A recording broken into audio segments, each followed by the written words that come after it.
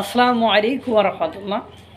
Colonel ওলি LDB পার্টির chairman মনে হয় ওনাকে না ওই মানে এক অনুষ্ঠানে যে গেটের মুখ থেকে তাড়িয়ে দিয়েছিল, ঢুকতে দেয়নি, ওই তো কর্নেল ওলি। ইজ্জত মানের কামাই খাই কিনা আমার সন্দেহ আছে।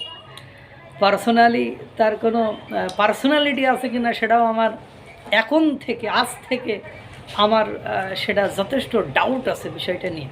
কারণ একজন ব্যক্তিত্ব সম্পন্ন ব্যক্তি কখনো মানে আর যাই হোক, শেখ হাসিনা, শেখ পরিবার যাকে নিয়ে কথা বলুক, I don't care, I don't mind.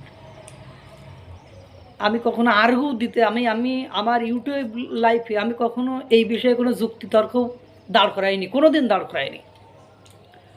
মানে বিভিন্ন কারণে হয়তো করায়নি, যে কোনো কারণে করায়নি। কিন্তু আজকে আমার কর্নেল ওলির মিজাজ এত পরিমাণ খারাপ হয়েছে, বলার অপেক্ষা রাখে না। এই কর্নেল ওলি উনি নাকি মুক্তিযোদ্ধা ছিলেন। কর্নেল ওলির মতো একজন ব্যক্তি কিভাবে বলে যে বঙ্গবন্ধুর নামে যেসব প্রতিষ্ঠানগুলো আছে ওই প্রতিষ্ঠানগুলো থেকে বঙ্গবন্ধুর নাম সরিয়ে নিতে?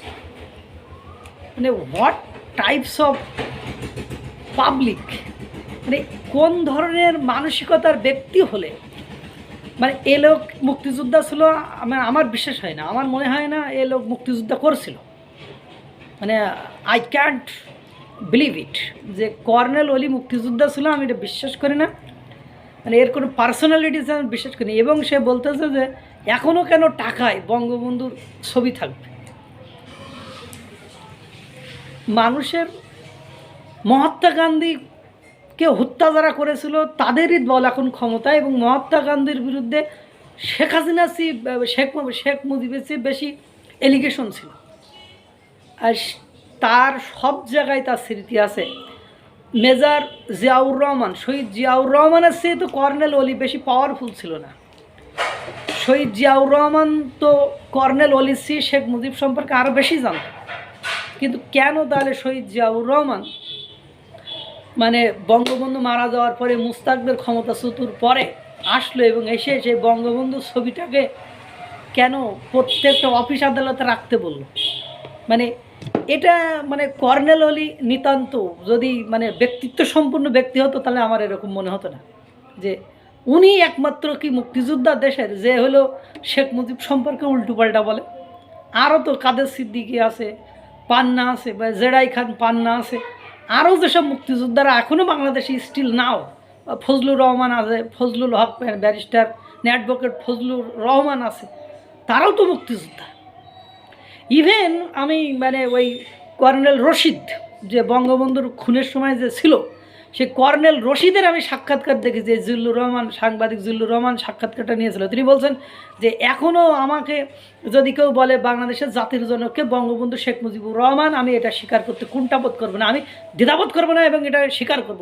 অথচ উনি বঙ্গবন্ধু শেখ মুজিবুর রহমানের খুনি। আর এই মানে এখনই আমি মানে কাউকে বিষাদাগার করতে চাই না, গালিগালাজ করতে চাই না। এই জন্য বললাম না যে ইনার মতো একজন ব্যক্তি মানে তিনি মুক্তিযোদ্ধা ছিলেন, তিনি কর্নেল ছিলেন, কর্নেল মানে মানে কোন ধরনের মানে স্টুপিডিটি।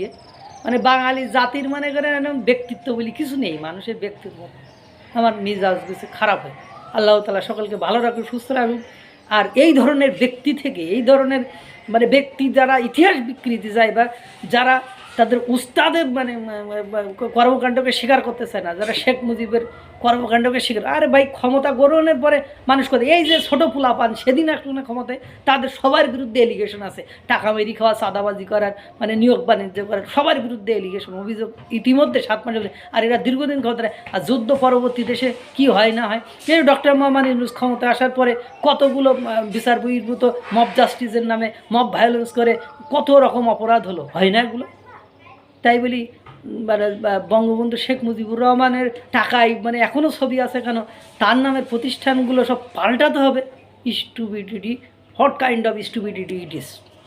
আল্লাহ তাআলা সকলকে ভালো রাখুক, সুস্থ রাখুক। আসসালামু আলাইকুম ওয়া রাহমাতুল্লাহ।